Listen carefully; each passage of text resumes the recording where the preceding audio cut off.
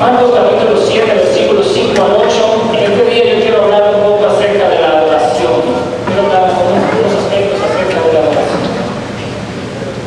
Quiero invitarles a que juntamente conmigo podamos leer estos versículos, aunque vamos a estar hablando prácticamente de todo el capítulo 7 de Marcos, comenzando desde el versículo 1 hasta el versículo 23. Pero vamos a enfocarnos en este momento en los versículos 5 al 8. ¿Ya lo tienen? Amén. Entonces los fariseos y los escribas le preguntaron: ¿por qué tus discípulos no andan conforme a la tradición de los ancianos, sino que comen con manos inmundas? Y él les dijo: bien profetizó Isaías de vosotros, hipócritas, como está escrito: este pueblo con los labios me honra, pero su corazón está muy lejos de mí. Mas en vano me honran, enseñando como doctrinas preceptos de hombres. Dejando el mandamiento de Dios, oiga bien esto, dejando el mandamiento de Dios, os aferráis a la tradición de los hombres. Ayúdenme a orar una vez más. Señor Jesucristo, te doy las gracias porque tú le concedes a hombres pecadores como yo el privilegio de impartir tu palabra. Yo te ruego que por medio de tu Espíritu Santo, gracia me sea dada en esta hora, para que siendo yo una pobre vasija de barro, tú la puedas usar poderosamente para tu gloria. Que tú pongas tu palabra en mis labios y en mi corazón, para que tu pueblo sea bendecido y tu nombre sea glorificado por siempre. Padre, a pesar de mis flaquezas y de mis debilidades, sea tu nombre exaltado en esta hora, en el nombre de Jesucristo. Amén. Cuando uno lee pasajes como este, yo no sé si a usted le pasa, pero a mí me pasa, yo siempre quiero verme del lado de lo bueno. En este pasaje nosotros tenemos dos grupos de personas. Por un lado están los religiosos judíos y por el otro lado están los discípulos de Jesús. Y en el medio está Jesús. Yo siempre quiero verme del lado de los buenos, ¿sí o no? Asimismo, en las películas, uno siempre quiere estar del lado del bueno, de los protagonistas. Y los que cuando estábamos pequeños vimos la lucha libre, siempre queríamos estar del lado de la cuadra de los técnicos o de la cuadra de la gente buena. Sin embargo, amados hermanos, el punto aquí en este texto no es si estoy en el lado de los buenos o en el lado de los malos, sino qué tanto de fariseo se manifiesta en mí y qué tanto de discípulo se manifiesta en mí. Resulta curioso, a mí me resulta curioso, ya que estamos hablando acerca de la adoración, que en varias ocasiones donde el Señor Jesucristo va a hablar acerca del tema de la adoración, no lo hace en el contexto de un templo, como estamos nosotros aquí. No lo hace en el contexto del culto, sino que regularmente Cristo en las Escrituras habla de la adoración en el contexto de conversaciones comunes, de conversaciones normales con personas. Me llega a la mente ese pasaje en el libro de Juan capítulo 4, cuando Jesús está hablando con la mujer samaritana. Es uno de los textos más profundos que hay en el tema de la adoración.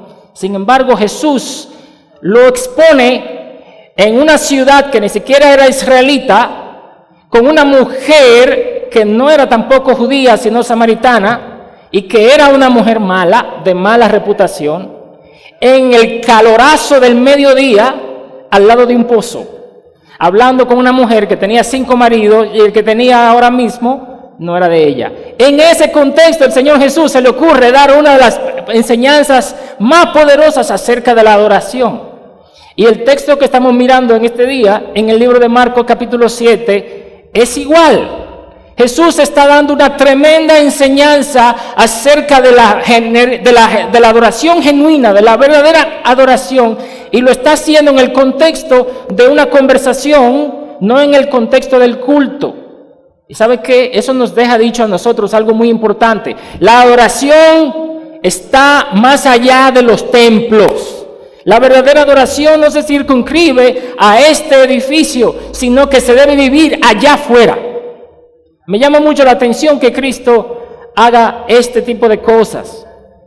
Los judíos eran personas muy fieles, guardando los aspectos religiosos, guardando tradiciones y guardando costumbres de comida y de limpieza y de purificación, etc.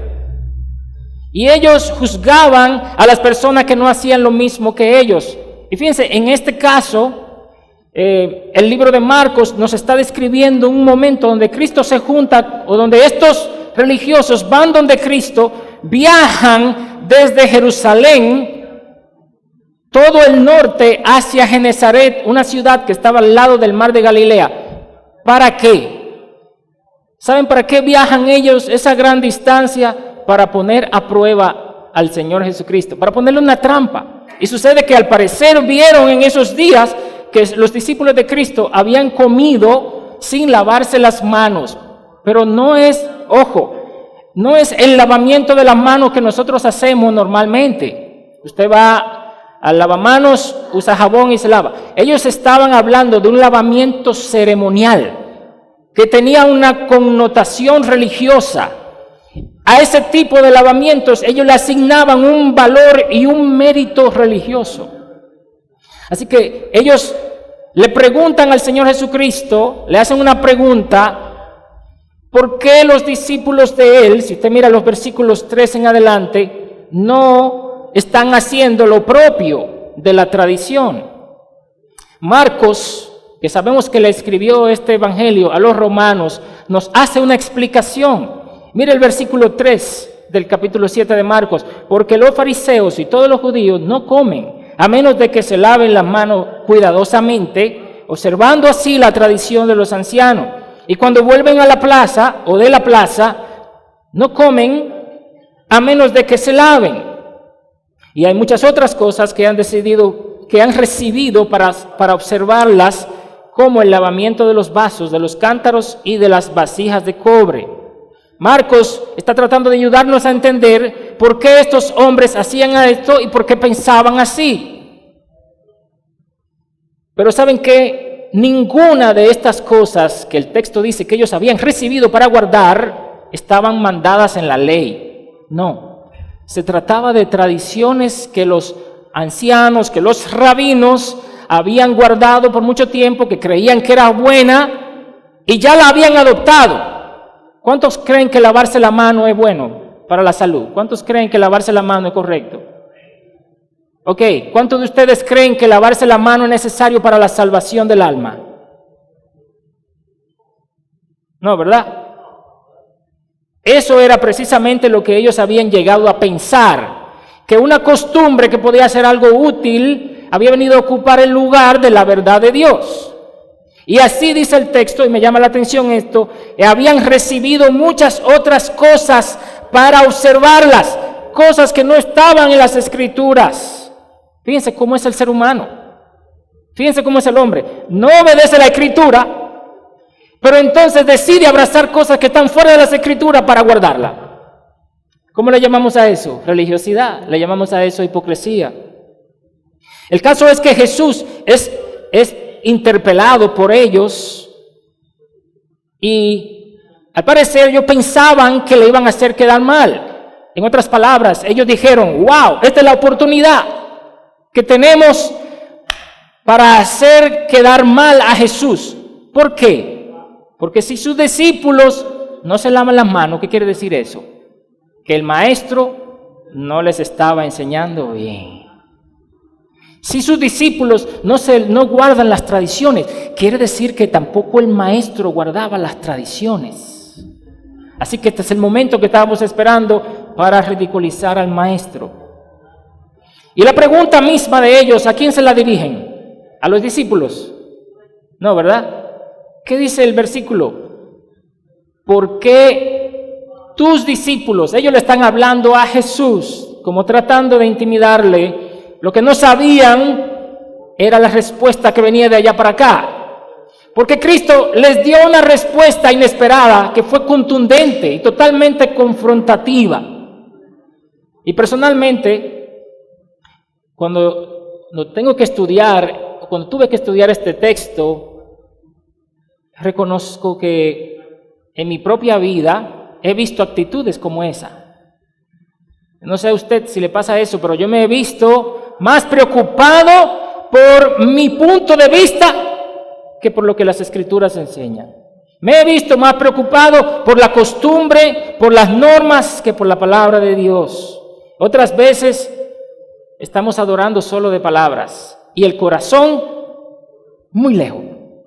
Estamos aquí en el servicio, está el pianista, están los músicos cantando y todo el mundo cantando, pero son solo palabras en ocasiones. Son solo canciones que no están representando lo que está sucediendo en el corazón. ¿Qué está pasando en mi corazón? Tengo que testificar que a mí me ha sucedido también esto.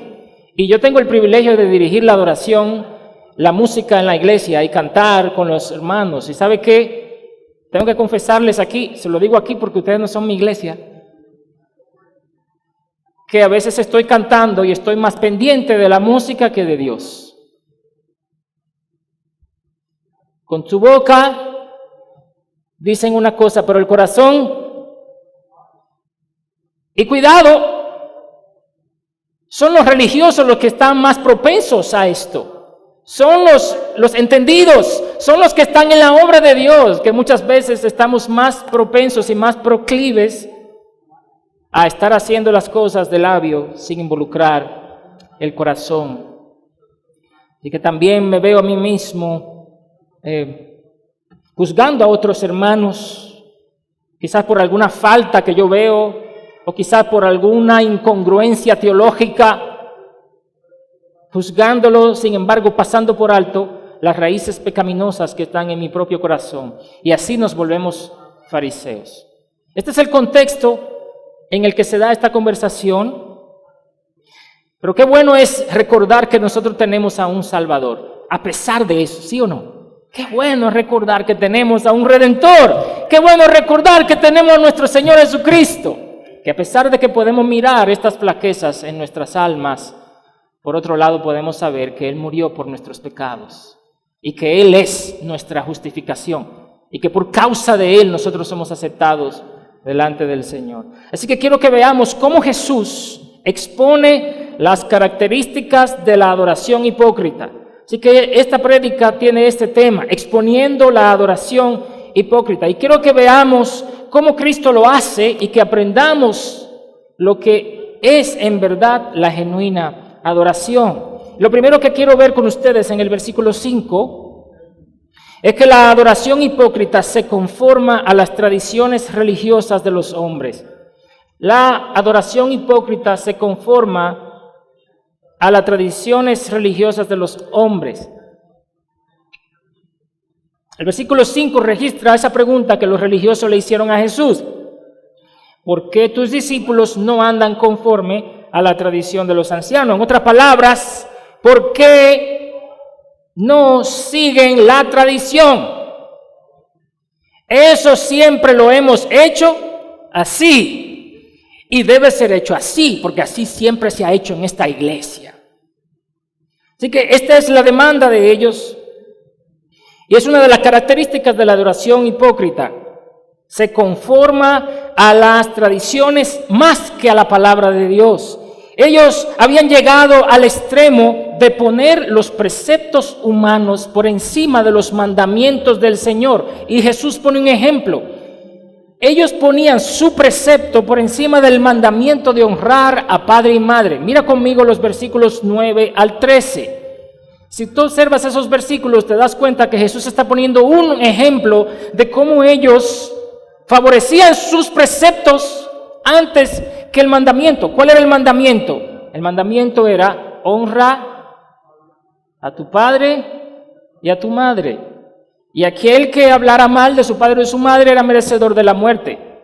Ellos lo habían cambiado para decirle a los israelitas, mira, lo único que tienes que hacer para librarte del mandamiento de honrar a padre y madre y de darle a tus padres para sus necesidades, lo único que tienes que hacer es decir que todo lo que tú tienes es consagrado a Dios.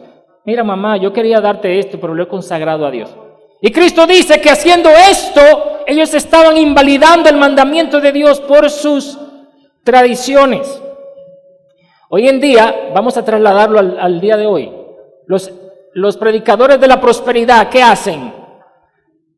te dicen que tú le des todo a ellos y a sus ministerios, que descuides tu responsabilidad en tu hogar y las necesidades que tienes que cubrir, dáselo a ellos y que Dios te va a bendecir. Exactamente lo mismo. Intercambian el mandamiento de Dios por sus conceptos humanos. Los fariseos y los escribas estaban conformados al status quo. No, eso siempre se ha hecho así. Los ancianos lo enseñaron así. Los rabinos lo enseñaron así. Tenemos que dejarlo así. Pero no es bíblico. Bueno, eso no importa tanto. Lo importante es que se hace. Y así lo vamos a repetir nosotros. Ellos, los religiosos, lucían muy correctos, lucían como verdaderos adoradores delante de los hombres, hacían lo que se suponía que debían estar haciendo, pero no lo hacían de corazón para Dios, sino que solamente era una reflexión externa. El religioso está más preocupado por quedar bien que por obedecer la palabra de Dios. Óigame bien. Le preocupa más quedar bien que obedecer al Señor. Para él es más importante ir a la iglesia, pertenecer a un grupo, estar en un ministerio, tener un cargo en la iglesia, dirigir alguna parte del culto. Para él todo eso es más importante que tener una relación real con el Señor. No importa lo que ha estado haciendo durante la semana. Él quiere lucir bien el domingo cuando llegue. No importa que durante la semana él no ha pasado tiempo con Dios. No importa que durante la semana él no ha leído las Escrituras, ni se ha expuesto a la presencia de Dios. No importa que durante la semana él haya podido estar expuesto a diferentes tipos de pecado. Lo importante es que cuando llegue el domingo los hermanos de la iglesia lo vean y digan: ese es un hombre de Dios. Eso le preocupa al religioso. A la carne nuestra le resulta más fácil amoldarse a las tradiciones religiosas que obedecer la palabra de Dios, ¿sí o no? Sí, porque las tradiciones religiosas no demandan obediencia del corazón, solamente demandan una manifestación exterior. Y esto no solo le pasó a los fariseos. Nosotros tenemos el ejemplo de la iglesia, la historia de la iglesia. Sucedió lo mismo. La iglesia verdadera fue adoptando dogmas y abrazando tradiciones y se convirtió en lo que hoy nosotros conocemos como la iglesia católica, apostólica y romana, que desde la Edad Media ha puesto las tradiciones por encima de la Biblia. ¿Y cómo comenzó eso? Comenzó negociando y comprometiendo mandamientos de Dios por darle lugar a las tradiciones. Como dijo alguien, hay normas que son buenas y útiles en un momento, pero luego nosotros las hacemos tan importantes como la Biblia y finalmente las convertimos en más importantes que la Biblia, la norma. Y eso no debe pasar en el pueblo de Dios. ¿Qué pasó con la Iglesia Católica? Por poner un ejemplo. Una necesidad real, que era la necesidad de establecer una estructura de liderazgo, la llevó a que posteriormente establecieran una jerarquía que le dio luego al Papa el lugar del vicario de Cristo. Y comenzó con algo simplemente de estructura, de liderazgo. O por ejemplo, otra de las cosas que la iglesia hizo, cuidar la pureza de la doctrina. Eso está bueno, ¿verdad? Pero atento a cuidar la pureza de la doctrina, la iglesia adoptó dogmas diciendo: solo nosotros tenemos derecho a interpretar las Escrituras, quitándole el lugar al Espíritu Santo de poder iluminar al cristiano las Escrituras. Y adoptaron la norma de que la iglesia interpreta la Biblia.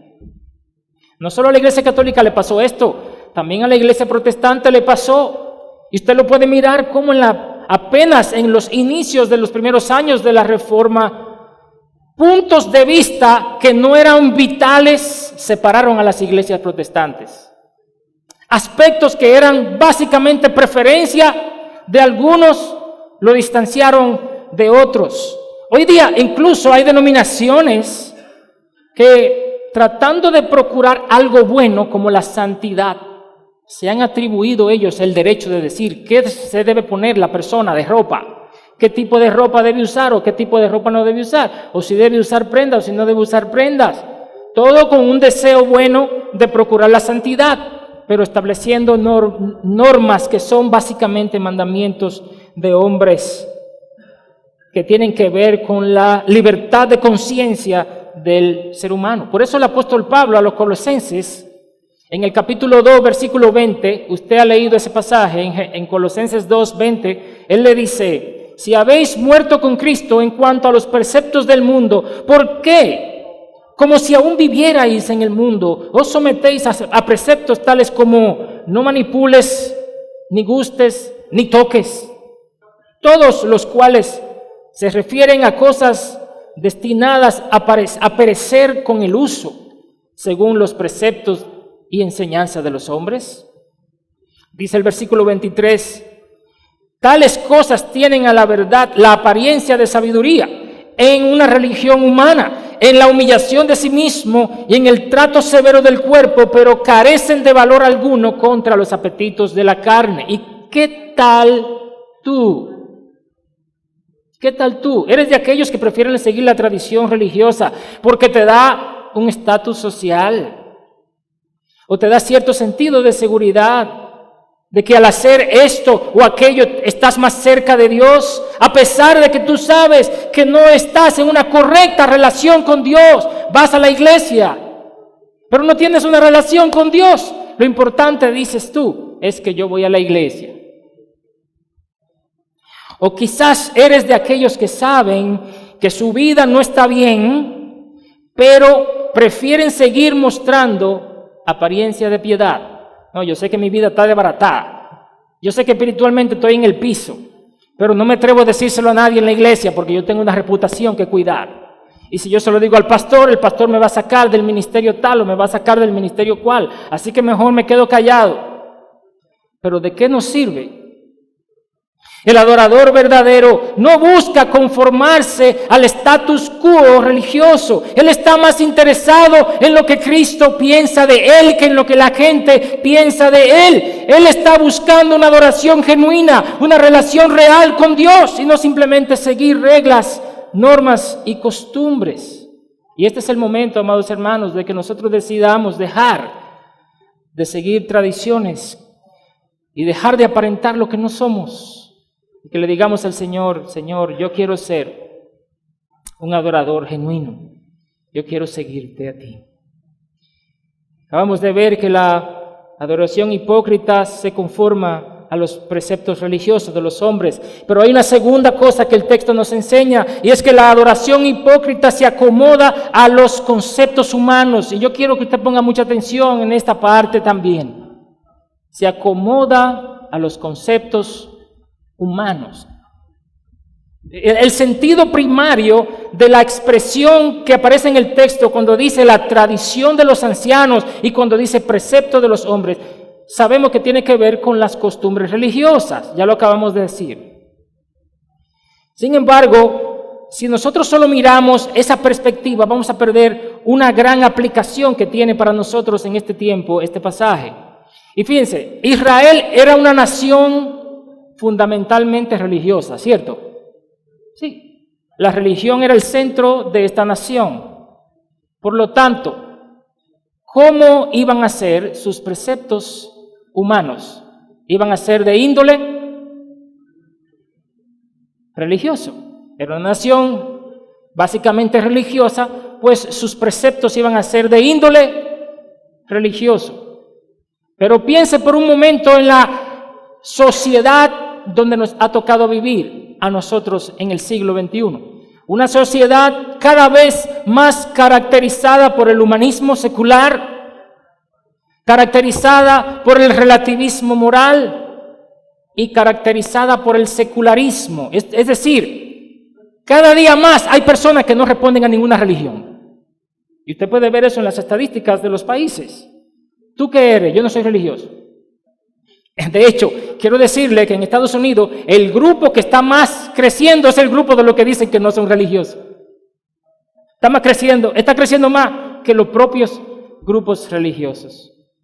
Así que yo me imagino que si Jesús apareciera en este tiempo y Él comenzara a tratar con los problemas de la sociedad, no creo que solo se limitara a los preceptos religiosos de los hombres. No sé qué piensa usted, pero yo pienso que Él también entraría en los preceptos filosóficos de los hombres. Hoy en día tenemos una sociedad que no está básicamente moldeada por preceptos religiosos, aunque los hay, está moldeada por preceptos filosóficos. Hoy día la gente le hace más caso al psicólogo que habla por la emisora de radio, o al psicólogo que habla por la televisión, o al comentarista que tiene un programa televisivo, que le hace más caso que a un pastor de una iglesia. De hecho, hay muchos cristianos evangélicos que mandan a las personas, a los psicólogos cuando tienen un problema de pecado, en vez de enviarlo a la palabra de Dios, o en vez de enviarlo a un consejero que le hable de la palabra de Dios. Hemos sido conquistados por la filosofía mundana. Así que yo pienso que si Jesús tuviera esta conversación hoy día, no solo hablaría de las tradiciones religiosas, Él se va a entrar en todos los temas filosóficos que nos están afectando a nosotros. Y hermano, la adoración de la iglesia está gravemente afectada hoy, y yo se lo voy a demostrar. La adoración personal nuestra está siendo gravemente invadida por todas estas filosofías que se están colando, todos estos preceptos de los hombres, todas estas tradiciones de los hombres se están colando en nuestras vidas y en nuestras iglesias también. Le voy a poner algunos ejemplos de preceptos de los hombres. Fíjense que el texto que estamos considerando, Cristo les dice: ustedes están prefiriendo los preceptos de los hombres antes que los mandamientos de Dios. Y ese es mi argumento. ¿Cómo está sucediendo eso hoy? Que estamos prefiriendo los preceptos de Dios, más bien los preceptos de los hombres que los mandamientos de Dios. Mire, por ejemplo, la cultura de la productividad y superación material en la que nosotros vivimos hoy, donde todo lo que usted hace tiene que producir dinero, y si algo va a ser importante, es importante porque produce plata. ¿Y sabe qué? Y aún nosotros los cristianos justificamos eso. Muchísimo trabajo, estudio, a todas horas y cualquier día, muchas veces y en muchos momentos, y deja a las personas sin tiempo para cultivar su devoción con Dios. Estamos conquistados por la filosofía de la productividad. No, hay que buscar dinero, decimos nosotros. Y ciertamente necesitamos trabajar. Sí, dicen amén. Sí, pero de entre trabajar y vivir para eso hay una gran distancia. Pero esta filosofía nos arrebata las oportunidades de estar en la presencia de Dios. Incluso hay personas que ni siquiera pueden congregarse en la iglesia de tanto trabajo que tienen. O llegan muy cansados y están pero no están. ¿Le ha pasado a usted alguna vez que está pero no está?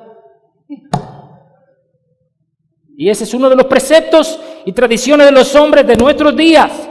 Y lo triste es que lo preferimos a veces antes que obedecer al mandamiento. Algunos jóvenes vienen donde uno y le dicen: hermano, me están ofreciendo un trabajo. ¡Ay, qué bueno! ¿Y cómo es el trabajo? Bueno, entonces ahí es que hay como un problemita, pero explícame cómo es el trabajo. Bueno, hay que trabajar todos los días y me dan un día libre cada 8 o 9 días. ¿Y qué quiere decir eso? Bueno, que me voy a poder congregar una vez cada 2 meses.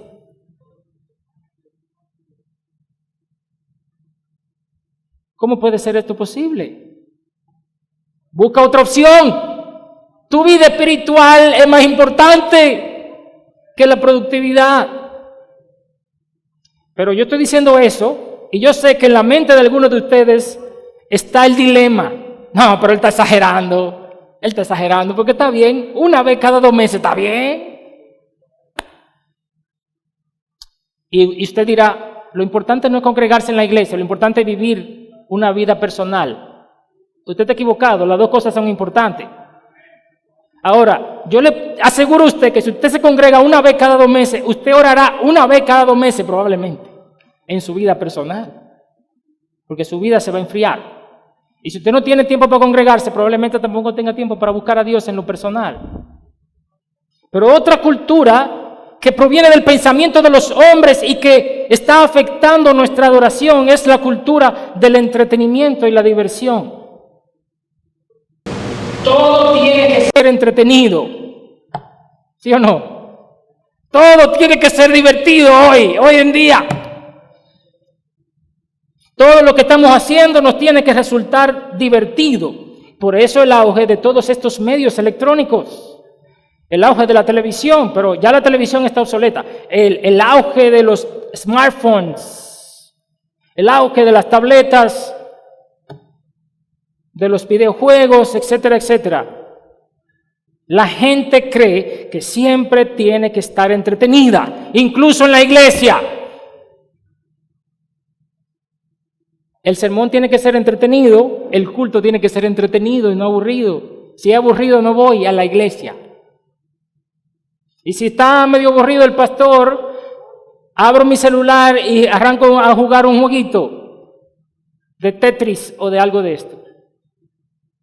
Porque todo tiene que ser entretenido. ¿Y qué es lo que sucede? Que tenemos hoy en día una generación que no piensa, no reflexiona, que no tiene un pensamiento crítico. Estoy hablando en sentido general, no estoy hablando en sentido total, sino en sentido general.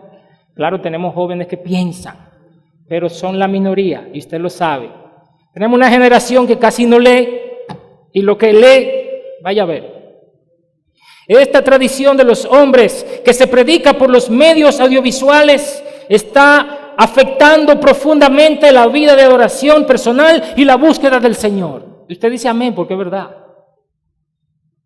La oración no es muy entretenida, que digamos. ¿A usted le parece que la oración es muy entretenida? Hay cosas de la vida cristiana, hay prácticas de la vida cristiana que no son muy entretenidas. Hacer un estudio bíblico, acostarse a las 3 de la mañana estudiando la palabra de Dios para enseñarla, no es muy entretenido, ¿verdad que no, Pastor Francisco? No es muy entretenido, pero sí es muy edificante, pero sí es transformador. Es decir, que hay cosas que no son entretenidas, que le hacen bien a nuestras almas.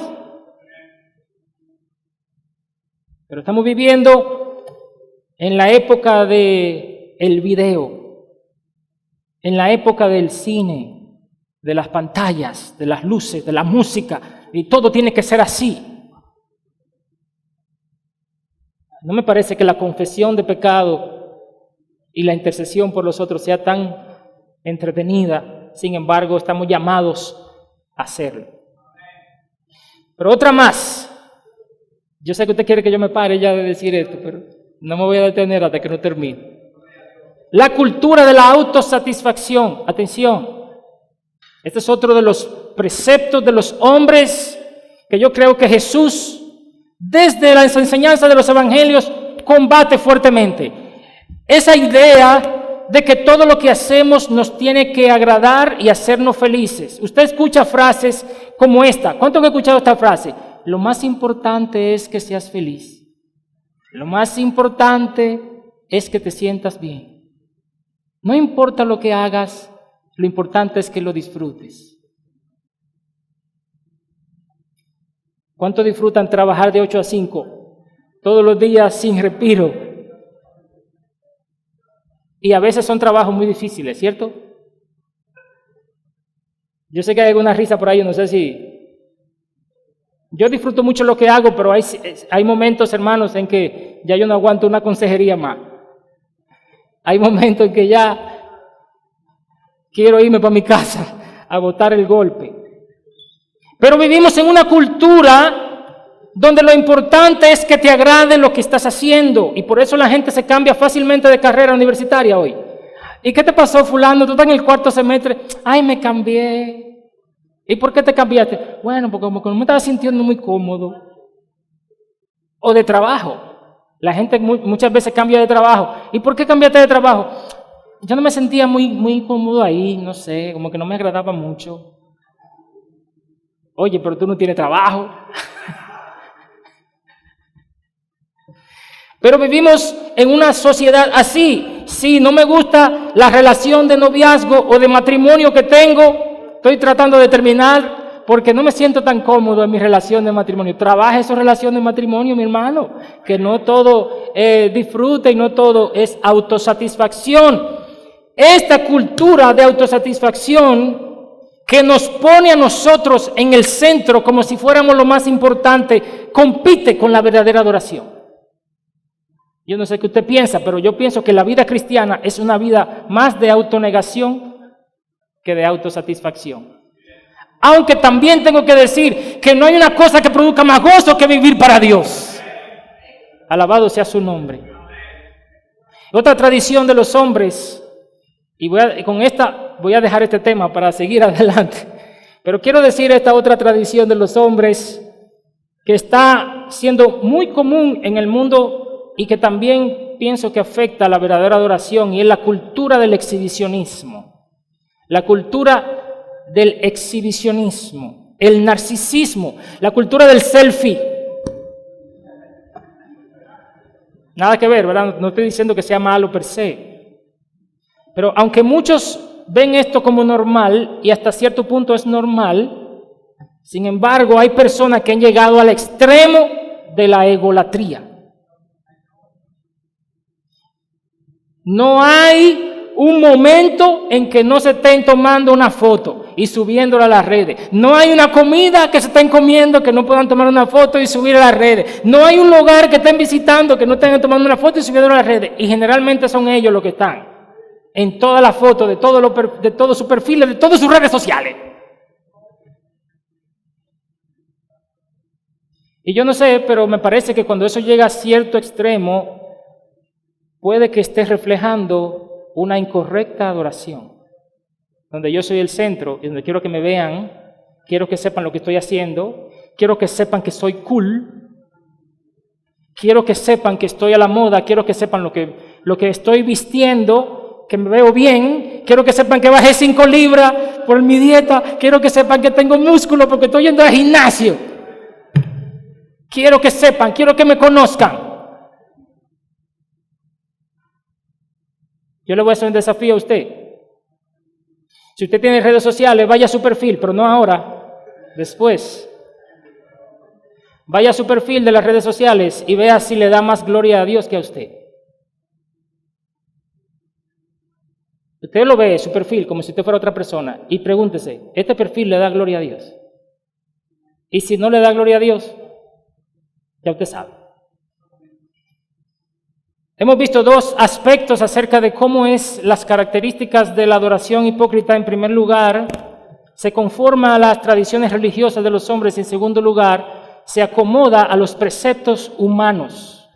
Pero en tercer lugar, la adoración hipócrita es superficial y no de corazón. Es superficial y no del corazón. Está en los versículos 6 y 7. En el versículo 6 la respuesta de Jesús fue aplastante. Jesús no negó que los discípulos estuvieran violando la tradición. Sí, ellos lo están violando la tradición, pero ustedes están violando el mandamiento. Ellos están violando una tradición de los hombres y ustedes están violando los mandamientos de Dios. Así que ciertamente Jesús está desenmascarando la hipocresía de ellos y utiliza un pasaje que está en el libro del profeta Isaías, en el capítulo 29, cuando dijo, este pueblo con los labios me honra, pero su corazón está muy lejos de mí, mas en vano me rinden culto, enseñando como doctrinas preceptos de hombres. Y sabe, los judíos conocían la ley mejor que usted y que yo. Muchos judíos le podían recitar a usted el Pentateuco. También se sabían muchos de los salmos y los podían cantar de memoria. Pero Jesús sabía que era básicamente una adoración superficial. Oiga el texto, este pueblo con los labios me honra. Era una adoración superficial y sus corazones estaban lejos de Dios. Qué triste es esto. Que alguien pueda tener mucha Biblia, saber buena teología y al mismo tiempo su corazón esté lejos de Dios.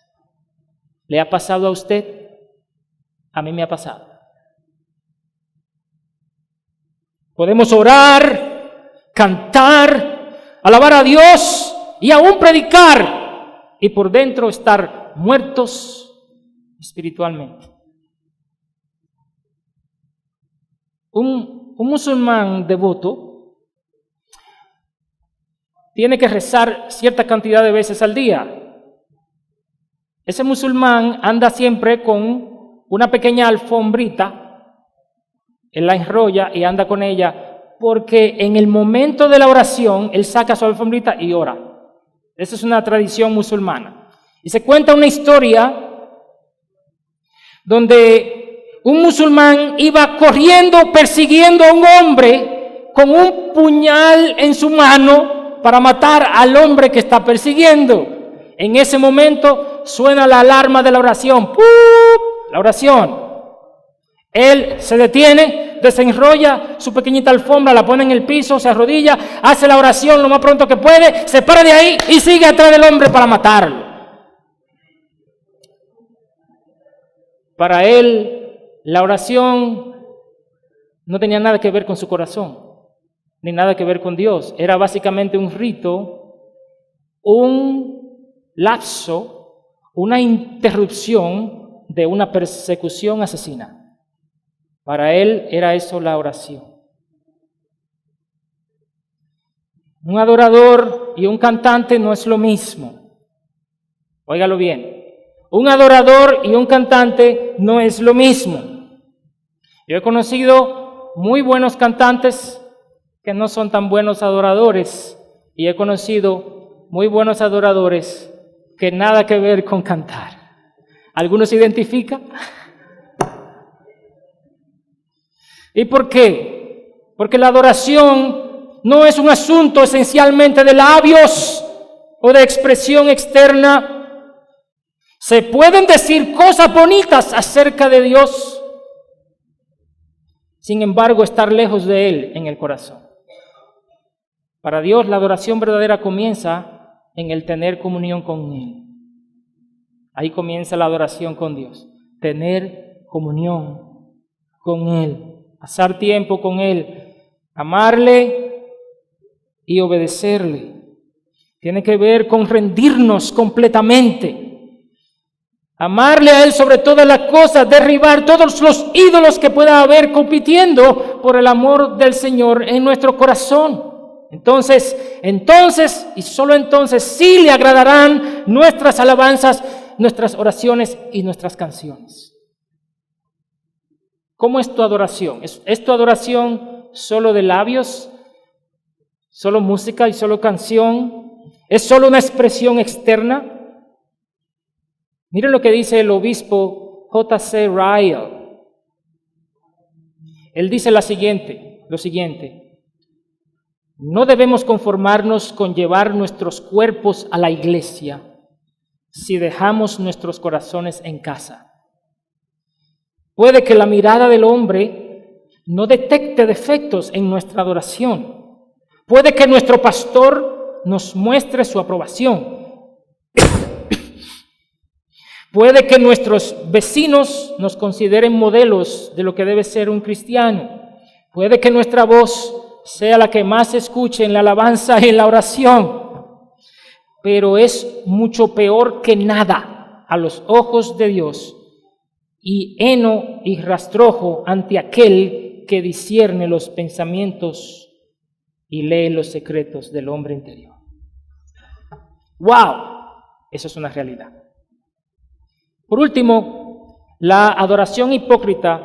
En cuanto a la adoración hipócrita, por último, ella pierde de vista el corazón.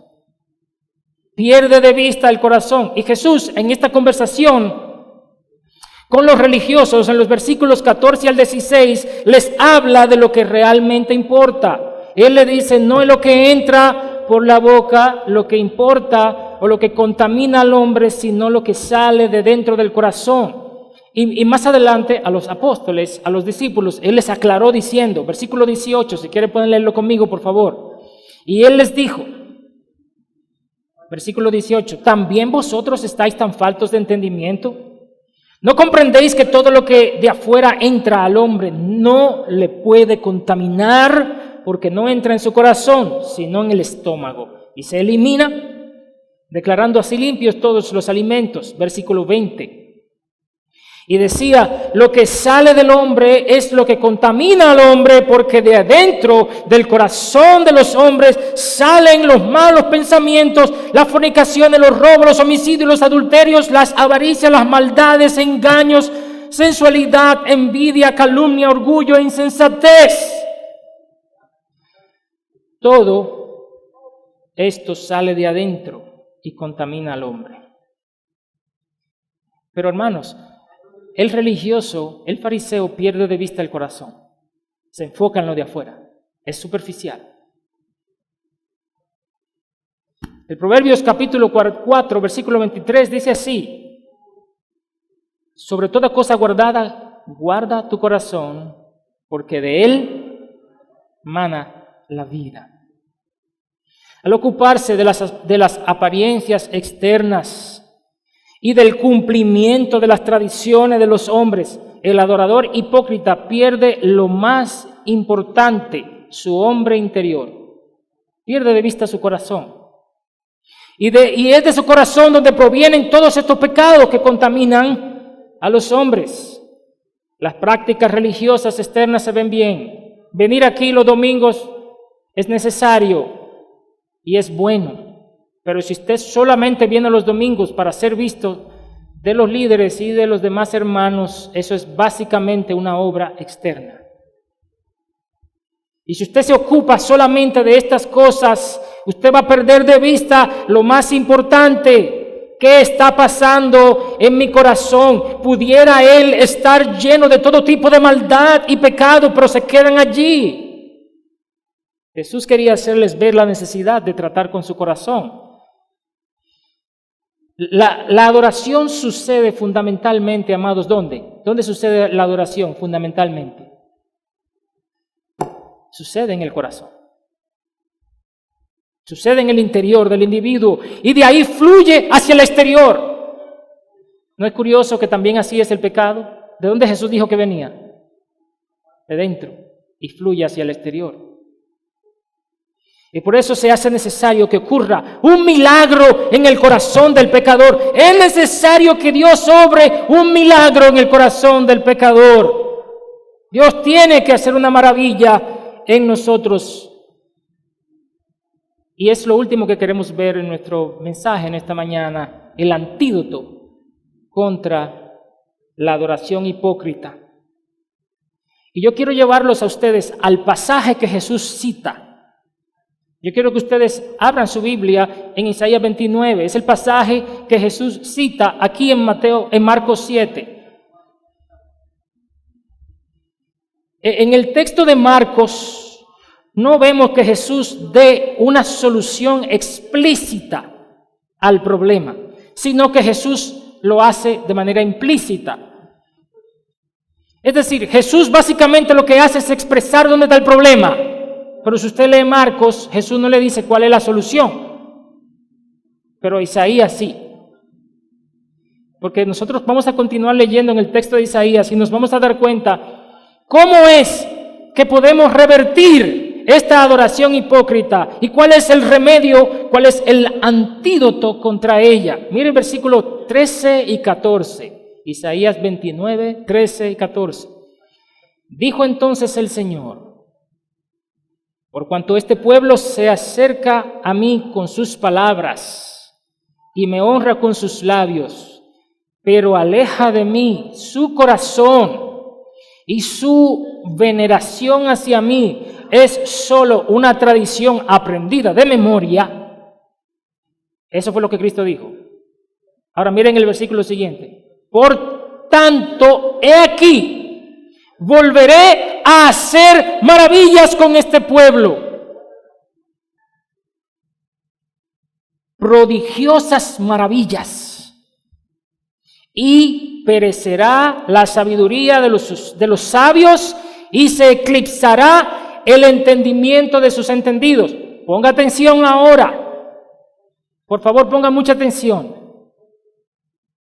Esta parte del texto Jesús no la citó, pero el profeta, por inspiración del Espíritu Santo, sí la cita. Isaías está diciendo lo siguiente: la respuesta a este problema de que me honran con labios y no con el corazón está en que Dios hará una gran maravilla.